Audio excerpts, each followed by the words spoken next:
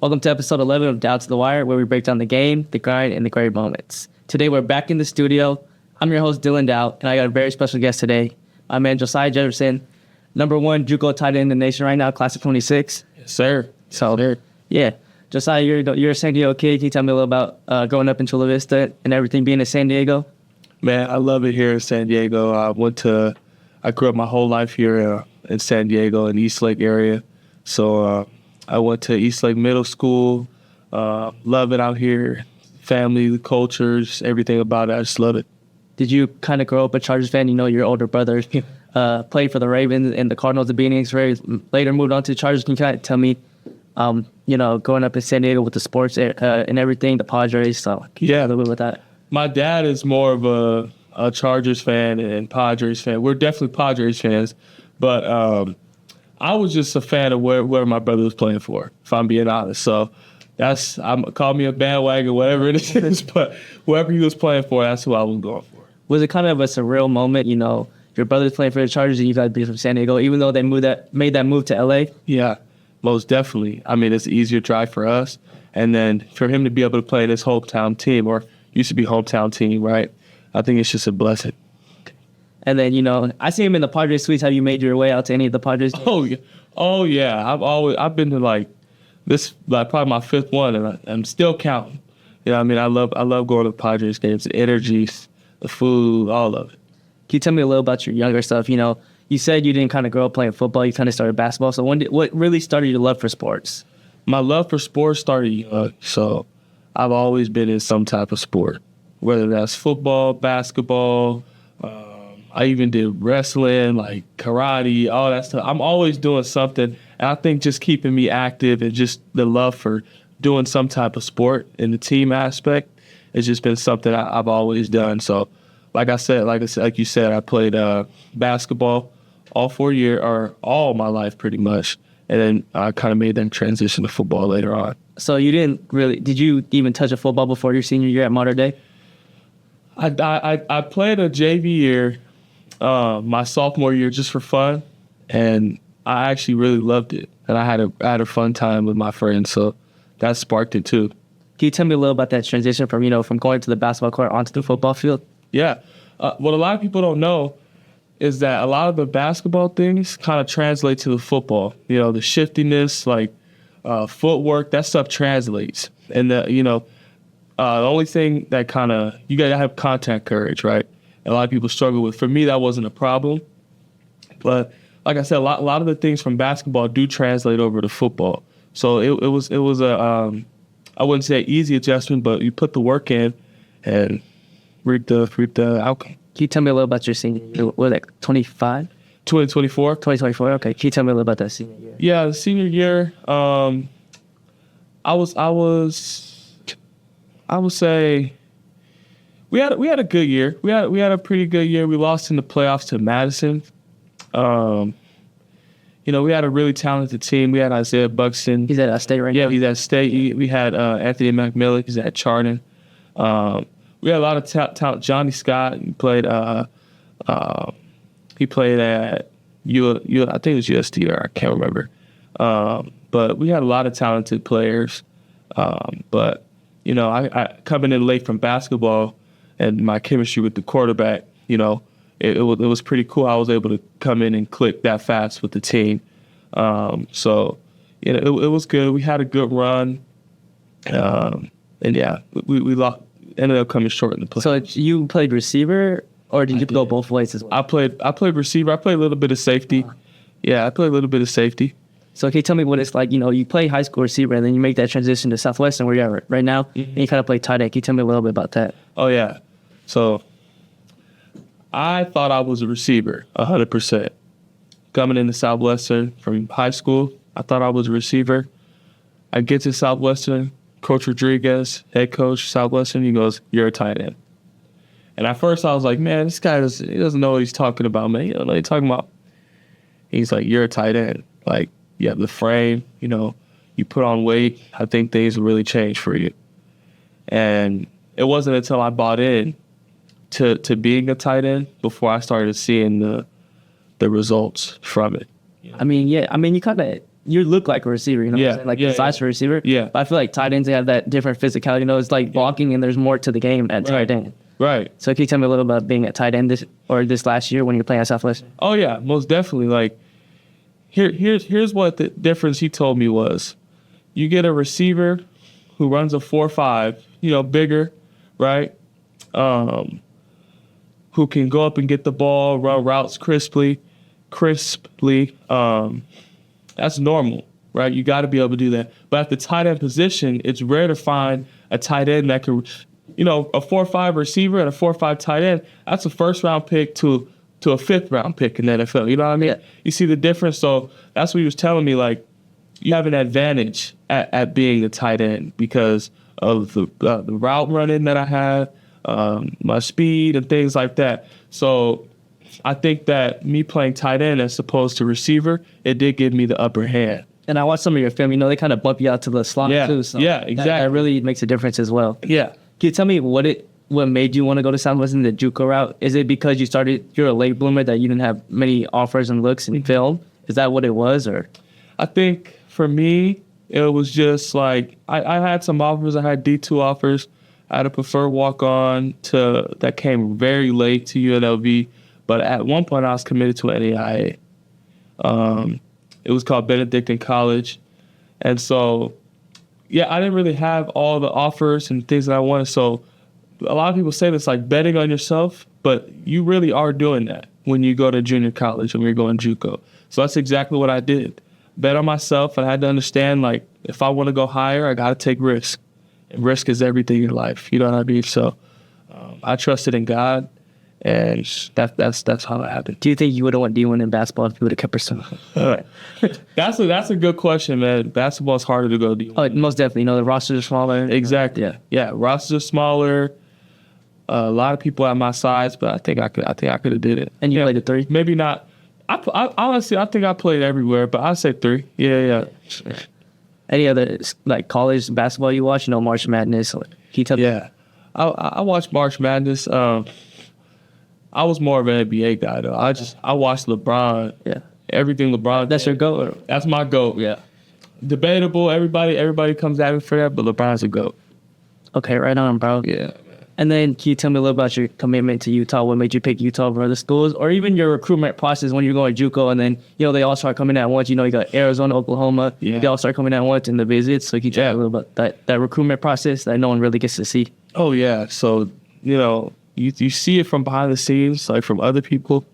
You're like, dang, man, that's so like, but it's really stressful. And the hard part is you build real relationships with these coaches. Like, and there's so many good coaches and these programs that really who believe in you and want to see you do well and succeed. So it's really difficult when it comes to that point. But in the spring, like just to tell you, last year I was playing at around 205 pounds at tight end. This spring, when coaches started coming in, I was 230 pounds. So I put on almost 30 pounds in like a month. A month of straight muscle. That's you got. I would say no, but it is muscle. But you got a little blubber. Not that much though. And that's a lot of the diet too, like dieting too. Like you're eating, you're throwing calories in. Yeah. So can you tell me a little about your diet? Yeah. For me, I went and got my metabolism checked so I could see how fast I process food. And it was just a little machine that kind of scanned me around and kind of told my metabolism. And I was able to see what my metabolism was to see how many calories I need every day to gain weight. So that's what I did. And I had, in the off season, I wake up at this time, 6 a.m., eat, work out, then eat and work. You know what I mean? Everything was scheduled. You know what I mean? So even my meals were scheduled. Like, okay, today I'm not going to eat ground beef. I'm going to go get Chick-fil-A today. Today's my cheat day. I can have this. You know what I mean? So everything was scheduled. And that's how I started seeing like the weight actually getting put on, like the protein. Creatine's a big one when you're trying to gain weight. So yeah, those are some things. I don't think that's like something like the younger guys and the high school guys realize that nutrition is a part of a lot. They're eating chips and junk food. Yeah. Like when you want to go to that next level, you got to make sure you eat right. And you got to take care of your body being a D1 athlete. Most definitely. 1,000%. It's so important to make sure that you're eating the right things. and drinking a lot of water. Because another thing in the spring, when you're not hydrated, like I'm eating all that food, I'm drinking or taking creatine and protein, and you're not drinking water, it tightens up your muscles and dries out. But I actually tore my hamstring in the spring because of me not being hydrated and stuff like that. So that kind of hurt. I thought it was going to hurt my recruiting process because I had a lot of schools coming, but, you know. Yeah. Can you tell me a little about your visits? I've seen you take one to Arizona, and then Utah, Oklahoma. You know, your brother's out in Oklahoma, so you tell me a little about the recruiting process made at those different schools and kind of seeing the different cultures and communities over there. Yeah, so, you know, one thing I took from one of my visits was Arizona, the head coach. He goes, the people make the place. And I think that was one of the most realest things I've heard from any of the visits I've taken, because it's so real. You get to see when you're going on visits, it's not just time to, you know, just have fun or whatever. No, you have time to see how the team operates. You have time to, you know, hang with the players, see how they operate on a daily basis, how the coaches coach, right? And then you get to envision yourself like, how do I see myself playing here, right? So the recruitment process for me was fun, but just like they're evaluating me, I'm evaluating them because it's my future at the end of the day.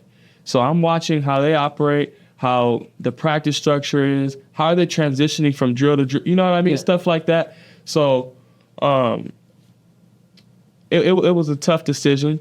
My brother, obviously, he's influenced you to Oklahoma. Yeah, he wanted me to go to Oklahoma, but and there's such a special place over there too. But Utah was it just felt like home from the beginning. Like, and just the coaching staff and what they've done with tight ends and how they use tight ends was just like heaven to me. You know what I mean? So yeah.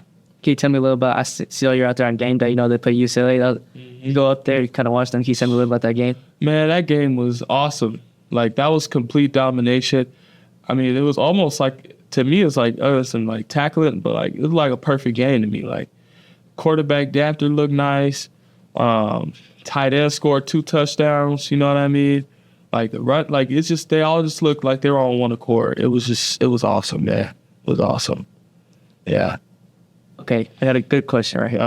1v1, you versus your brother, who's winning in basketball and in football? Okay, in basketball, I still got it. So he already knows he's cooked. You can ask him. I'm sure he'll tell you the same thing. But as far as football, you know, you're a tight end, he's a safety, so it'll be a good matchup. Exactly, it would be a good matchup. He does have 12 years in the league, so I can't take that away. But I think I'll get him a couple times. You know what I mean? I think so. But I say if we had 10 times to go against each other, it'd be 5-5. Do you kind of do practice with your brother, like, you know? Yeah. When he's come down or whatever? Mm-hmm. You train in the off season. We both have the same trainer, Les Spellman. Shout out Les. He gets us both right. We train with him every day in the off season and stuff like that. So yeah. Is there any kind of things you model your game after with your brother? Any influence he tells you, or what's the greatest advice your brother has given you? Greatest advice? I don't think there's like one singular thing, but you can just see it's like a model in front of you. Like, whatever he does, you gotta do it because he did it for so good for so long. You know what I mean?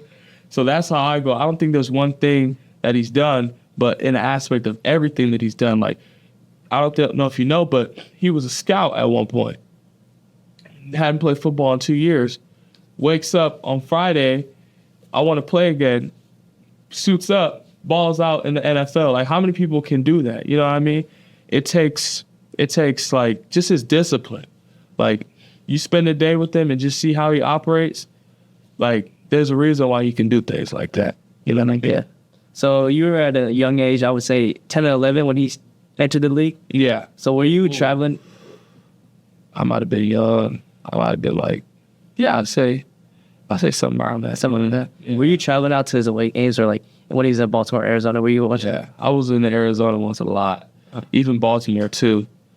That was awesome. Can you tell me a little about that feeling, you know, having an older brother in the NFL? Oh yeah. I mean, it's like I said, it's a template, it's a model. Like, you could just, everything that you need is right there to see how to operate, how to do it. You know what I mean? He's a leader, you know what I mean? And he has a family, right? It's right in front of you, everything you need to see. So Do you kind of, I don't know if he's going to be, do you want to play in the league with your brother if he's still? I do. I told him about that, be careful, because I'm coming to, when I come to the league, it's up, you know what I mean? But it's ultimately up to him. But he looked like he still got a lot left in the tank. So hopefully one day we get to play against each other. Of course. And then what do you like to do in your free time? If you're not playing football, playing basketball, whatever, what do you do in your free time? In my free time, I'm in the church. I'm either helping my dad set up, the church, the Bible studies and stuff like that, or I'm, doing the music, or I'm giving a sermon on a Sunday because I'm a youth pastor at my church, small church in Chula Vista. But another thing I do on the video games, stuff like that. What's your favorite game? NCAA. NCAA. You ready to play with yourself after? I can't wait. Are you going to be going to Utah? And people are talking about the fall or January. So can you tell me a little bit? Or? That's like the golden question. Like, we don't know. What we're waiting on is an NCAA waiver. And pretty much some things that happened in high school wasn't put in the right classes. So it deemed me a non-qualifier. It's a whole process we're just waiting on. And we got about a week to figure it out. If not, playing week 2 at Southwestern. So, is that at Southwestern? Yeah, it should be at Southwestern. Yeah. And who you guys play? We play Orange Coast College. Right. Yeah. Can you tell me a little about that JUCO? You're playing against guys who out to prove themselves, like you're saying. Mm-hmm. Everyone, they want to go to the next level, whether it's D1 or whatever. They want to prove themselves. So can you tell me a little about the JUCO competition? JUCO competition is a lot better than high school. I'll tell you that. Like you said, everybody wants the same thing. Everybody's trying to get out. And I think with Southwestern, what I think is different than any other program is there's a Division I model. It's literally, coach came from the University of Kansas. You're getting Division I things at a junior college. You're getting Division I practice at a junior college. So the competition is there. Everybody gets the reps to prove themselves, and you'll get tried. That's reality. You'll get tried. They want to see, are you a guy? You know what I mean? So you just got to come with it, and you got to work hard.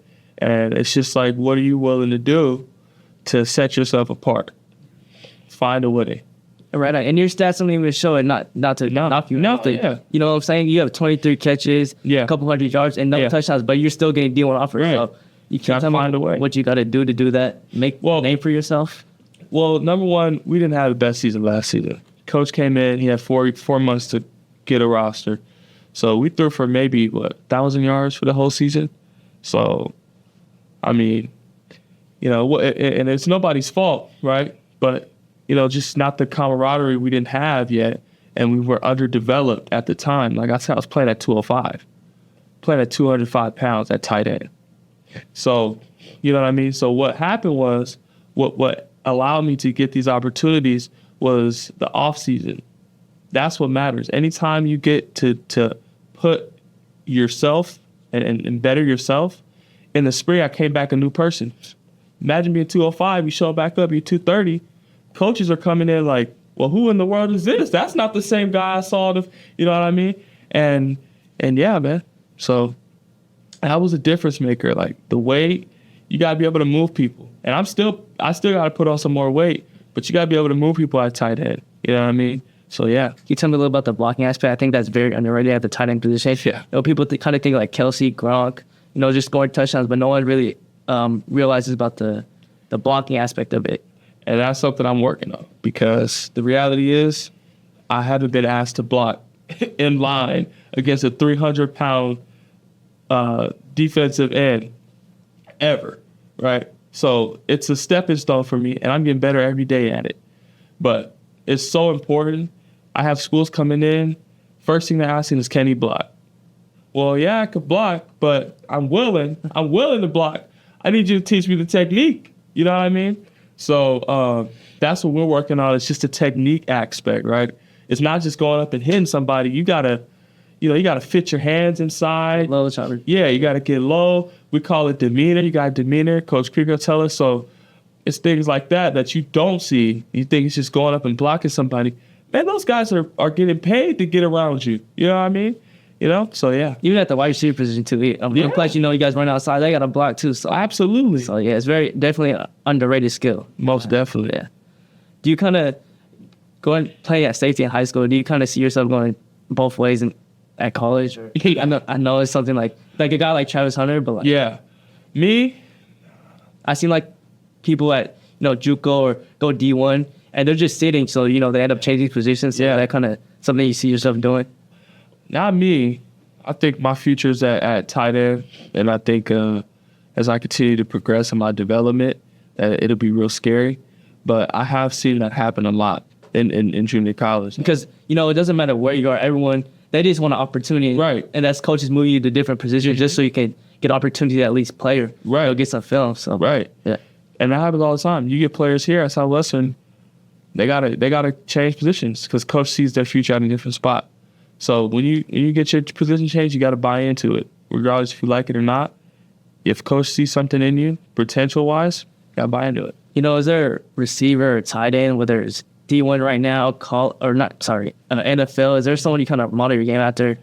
Yeah, there's a lot. But one thing, I'd say I'm similar to Evan Ingram at the tight end position. Just his speed and his route running. He's on the smaller side as well. He is on the smaller side of the tight ends because he's a flex tight end. It means he's flexed out most of the time. He's in line sometimes, but he's a flex tight end. So he's really shifty, and that's somebody I would model my game. I want to be like a big tight end that can move like a wide receiver and block like a lineman. That's what I want to be like. That's my ideal prototype. So, yeah, Evan Ingram. Travis Kelce's also an elite pass catcher, just his movements and the way, everything. So, yeah. Can you tell me a little about the kind of roster you guys have at Southwestern right now? A couple of guys making a name for themselves who are kind of underrated. Oh, yeah. We're the underdogs, and that's okay. You know what I mean? People have been counting us out, and we're built for that. You know what I mean? There's a lot of people on our team who are special, who have a lot of talent. Like, just thinking at the top of my head, we have a really good team. And the best part about it is everybody's bought in. You know what I mean? And another thing, it's a lot of San Diego guys. Yeah. Locals. Yes. There's a lot of local guys, but if you look at the roster, we got guys from all over the country, man. We got guys from Wyoming. We got guys from Vegas. We got everywhere. So it's I get chills thinking about it. You know what I mean? And I'm blessed to be a part of it and have a coaching staff that can put something like this together. Can you tell me a little about, you say you hang out with your dad. Can you tell me about his influence on you and your brothers? Yeah, my dad, that's my rock, and that's like my dad and my mom, He's the best influence you can ask for. Like, most of all, besides all football and basketball and all the sports and stuff, like, he set a foundation in me with God that blossomed. Now that I'm able to have a faith for my own, to tell other people, you know what I mean?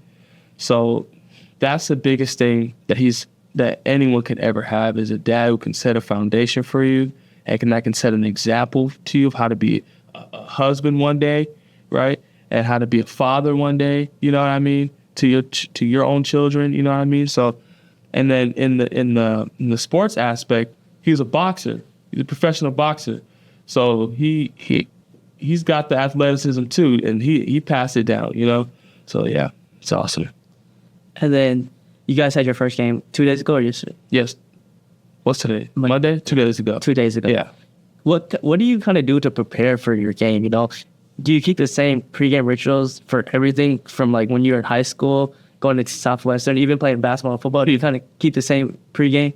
So in high school, I tried everything, man. The best way, that's the only way to find out how you lock in the best. I tried being super hyped, like, then I get to the game and I'm dragging. Well, that's not it. But I tried to be super like low key, you know what I mean? And then I get to the game and I'm too nervous. You know what I mean? So I've tried everything that it could be. And I found the best thing for me is just stay here the whole time. To just stay level-headed the whole time and be me. You know what I mean? Because you put too much pressure on yourself, get too nervous, you get too hyped up, you get drained all your energy for the game. So if I just stay level-headed and, calm and collected and cool, and when I make plays, that's when you get hyped. You know what I mean? So that's my pregame ritual. Like I don't have I have a certain thing I do. I just have my headphones in. I eat my breakfast in the morning, and I'm either getting treatment or I'm walking the field. You know what I mean? I always walk the field before the game, but there's nothing like that I do specific that's like a difference maker. What do you listen to pregame? Like a track from what are you listening to? Like I'm listening to gospel music, man. I'm listening to worship music before the game because, well, there's no because. It's just what I listen to before the game. So I listen to that, and yeah, that's it. Okay, I've seen it. Yeah, we saw this one. Yeah, we knew before the game, like, if seven's lined up, press, you gotta take that shot.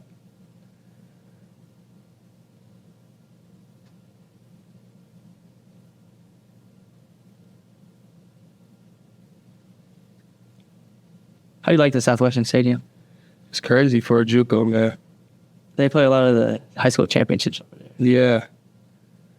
It's got this echo to it. When people celebrate, it's pretty cool. It's pretty dope. Is it tub right here or what? Like, no. Let's say I thought this was a tub.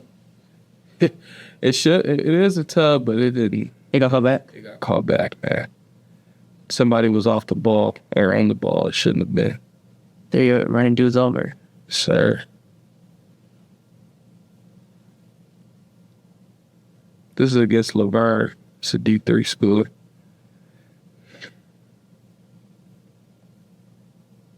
Don't tell me this one got called back too. No, that one counted right there. I would be sick, man.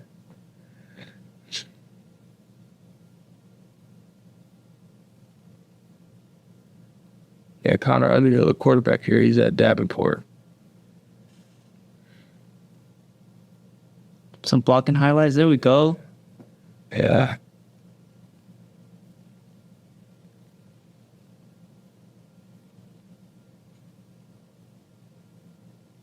See, they got a tight end running a little RPO bubbles. That's what I'm saying. So they're really diverse. Mm-hmm. Even formation-wise, like, it can pretty much throw you anywhere. Yeah, bro. That's what I want.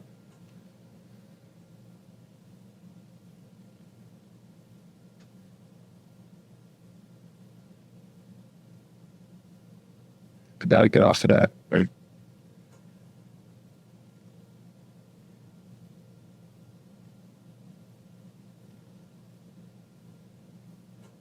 That's just great football. Like, just go out there and make a play. Find it. Get open.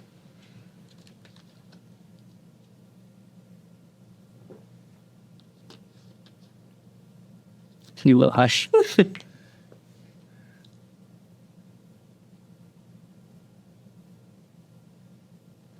See, that's stuff school's looking for. You go in there, set a block, your team gets another 10, 15 yards. Mm-hmm. It's not always the touchdown or the big highlight play. Exactly.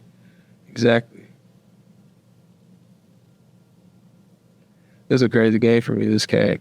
Which game we lose? At Saddleback. You guys won there? Like 12 catches, yeah. No, we lost, man. We lost second. We lost most of our games, but we were actually in it. It's the crazy part. That's pretty tough right there. I've been sitting here with you for a couple minutes. Not even a couple minutes, a long time. You're a very well-spoken young man. Can you tell me a little about the academic aspect of your career? Mm-hmm. Whether it's at modern day Southwestern and going to Utah. Yeah. Does that have an influence on you? Yeah, I mean, I haven't always been the best student. This had nothing to do with my ability. It was more about my organization, right? Taking the time put aside to do your work, you know what I mean?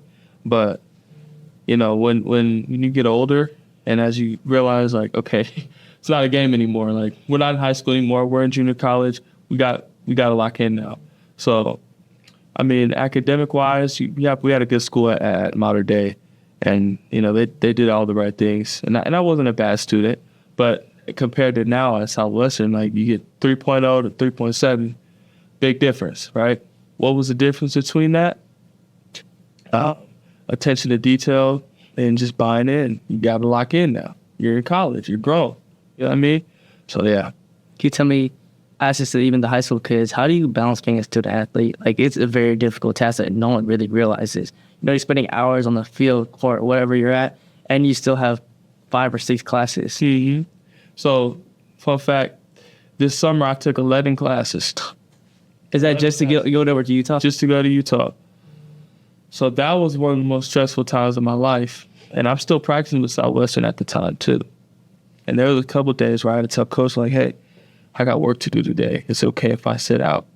And he was, nice enough to let me sit out that day to finish up on some work. But, like, to balance those, I mean, it's tough. It's really tough. And you got to really love it. You got to love football. You got to love football enough to get your work done. And that's what it is. So, is there any advice you could tell the high schoolers with school? For me, it was just try to stay organized as you can. That's really hard for me. I'm not very organized. But if you can stay organized and put all your thoughts together, so that way hey, Monday I got this, Tuesday I got this. So you're on a schedule, it'll be easier. It'll be like clockwork. You know what I mean? So try to stay organized as much as you can. And then in high school, like, take it serious. Take high school serious, especially your academics. It can make a difference. Don't be like me, slacking until the last minute. I teach for extension. Yeah, that was me, man. I think I won, academic comeback of the year or something like that. Because that's what I did. I would not take it serious all the first part, and then at the very end, scramble and somehow come out with a good grade. So don't do that, because all teachers won't be like that. And yeah, take it serious. Damn it. Is your brother, he's on the practice field right now? Yeah. Is he still up there, or, he's coming down? He's still watch your games? He's still up there. If he has a time to, he definitely come to my game. He don't miss a beat. And if he can't come down, he'll watch it on the YouTube. Do you ever kind of look for him? I know when I was playing, I kind of looked for my mom and my pops in the stands. You kind of look for him in the stands, or you just locked in? I'm too locked in to worry about it, because in basketball, you're playing. It's one thing I learned. You got people saying crazy stuff. Crazy stuff. So you got to dial everything out. And the only thing that matters is you and your team on the field. Who's the toughest guy you played in basketball? Did you ever play Mikey? I did. I had a great game against Mikey. I had 36 on Mikey. And JJ, great players. They cooked us, but we came back the next week and beat them. So it was pretty cool. It's pretty cool. Yeah. What would you say, you play basketball, what would you say your favorite part of the basketball game is? Favorite part? It's a tough one. Basketball is very fast-paced, Yeah. It's like always going. Compared to football, you guys, you're breaking huddles, so can you tell me a little about that?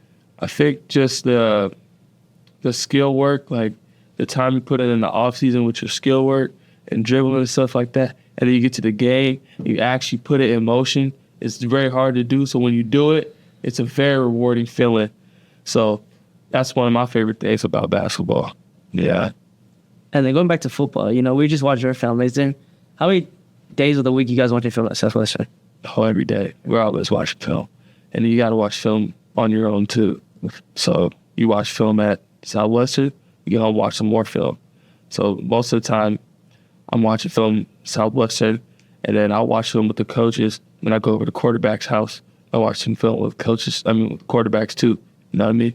Because we want to be all on the same page. You know what I mean? I wasn't even playing last week. I was still there watching film. You know what I mean? Just in case. So. Yeah. Are you mostly you guys watching practice film, game film, all the team film, everything? All of it. We want to see what the team did last year. Want to see what the team did last year. We want to see how we did on scout team in practice. We want to see how we did on good in practice. Did you like this look? Okay, but what if he plays it like this in the game? What are you going to, you know what I mean? So now we get to the game. One thing we won't be is not prepared. Can you tell me a little about your tight ends, offensive coordinator, and everything? How to kind of put all the pieces together for game day? Yeah, Coach Jake he's crazy with his mind and how it works to create plays, and open things up for the tight ends and for all the receivers too. Like, he's a great play caller. He's played almost 5 years of Division I football, and he played quarterback for Weber State, Rice. List goes on, but he's such a good coach to us, man, and he knows how to put things in the right aspect to get us the ball when it's time for that. And we have a new addition, Coach Creek. He's an assistant head coach and O-line coach, who also is helping out with that, right? He coached for 20 years at University of Laverne. 20 years. He got a lot of experience. He got a lot of experience. And his saying is, I probably forgot more ball than you know. So he knows a lot of football. So having that on our staff is huge. Huge. And then just that JUCO, just the thought of it, like you have guys coming in and out. So what's kind of like the transition time for getting guys in at Southwestern and getting them out to D1? Everybody's process is different. So Coach Rodriguez is he's gonna get the coaches here, and if you do what you're supposed to do on the field and as an actual person, he'll vouch for you. You know what I mean? And some guys aren't ready now. Some guys will be ready in the spring next fall. Some be ready next fall. Well, you guys only have 2 years eligibility. So yeah. Tell me what that kind of time crunch is like for like some of the guys. Mm-hmm. Well, there's always red shirts, and gray shirts. So there's a lot of guys who have a lot of potential who get a gray shirt and red shirt. But there's guys now who are ready to go. I think we're ready to go right now. But they got to play this season, get some film, and get out. That's how it is. They don't want you to stay in JUCO. That's one thing about these coaches. They don't care about you. They'll win with whoever they got, but they want you to get out. So that's been and the big thing right now is colleges. They're hitting transfer portal. They're hitting JUCOs, and then the high school. Like guys are not coming out of high school ready to go D1. Yeah. They're looking at transfer portal and JUCOs first. That's how they're kind of building college teams. Can you tell me a little bit about that, like the transfer portal and everything? Yeah, the transfer portal. I mean, it's even messed us up a little bit in the beginning. Like, they weren't even taking JUCO guys at first. Then we got this new JUCO rule that says we get 2 years of eligibility or 1 year. Who knows when that'll take effect? But if that comes in, what does that do for high school? You know what I mean? But it's been a blessing to kind of have the JUCO rule and have another year of eligibility, whether that's now or later, whenever it happens. It happens. So, yeah. Yeah, another big part of the game is the NIL. Can you tell me a little about that? NIL is great. I think all athletes should be getting paid. It's the best schools are going to get the best players, I think, because they have the most money. But I think NIL is a great thing. I think, with the new rev share thing going on where players can get money directly from the school, and then get separate NIL deals on top of that.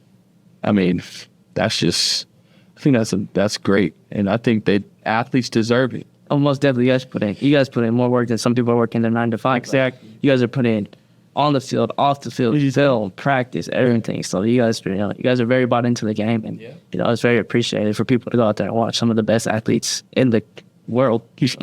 Exactly. Yeah. And then NFL season is coming up. Besides the Chargers or any of your brother's teams, can you tell me a little about the NFL season, what you like to watch and everything? I love the Ravens. I know you said besides my brother, but that's always going to be my team because Lamar and I just love the Ravens. Is Likely still over there? Who's the tight end? Likely's the dog. Andrews is still on it. Shout out Mark Andrews because when I was I'm a type 1 diabetic, so I got diagnosed when I was a senior year in high school. And I didn't know what to do or what kind of machines and whatever. So I asked my brother to reach out to Mark Andrews, and he was telling me, okay, this is what I use, what I do. And it was pretty cool. So my heart's forever in Baltimore, though. But, yeah. You play any fantasy football or anything? No, I don't. Man, I need to get into it. my teammates are calling me lame for it. I got to get into it. I always end up forgetting. That's my problem. Yeah. Especially You during got the so much season. on your plate Yeah, during the season, I'm like, damn, I was forgetting. to say your life. Yeah. So let's say, worst things worse. You don't get the NCAA transfer with a waiver or whatever. You're going to play the rest of the Southwestern. What can we expect from you the rest of the season if you do play? You can expect me Or even at Utah, what can we expect from you? at Utah. If I get there, I'll probably be late, so I'll probably redshirt. But come those playoff games, or come those whatever 4 games they decide I can play in when I'm ready, you can expect for me to light it up. And that's the same thing for Southwestern. I'm gonna give everything I got out there, and just be excited for a show. And then last thing, any shout outs, whatever you want to let the fans know? Man, shout out Coach Rodriguez, Southwestern College. Shout out my brother. Shout out my parents, everybody. Yeah, man. Thank you, Josiah. Thank you. I appreciate you, man. It's a great podcast, man. I appreciate you. Can't wait to upload this. Appreciate you, man. Thank you guys for watching. It's been Dao To The Wire and Josiah Jefferson. Thank you.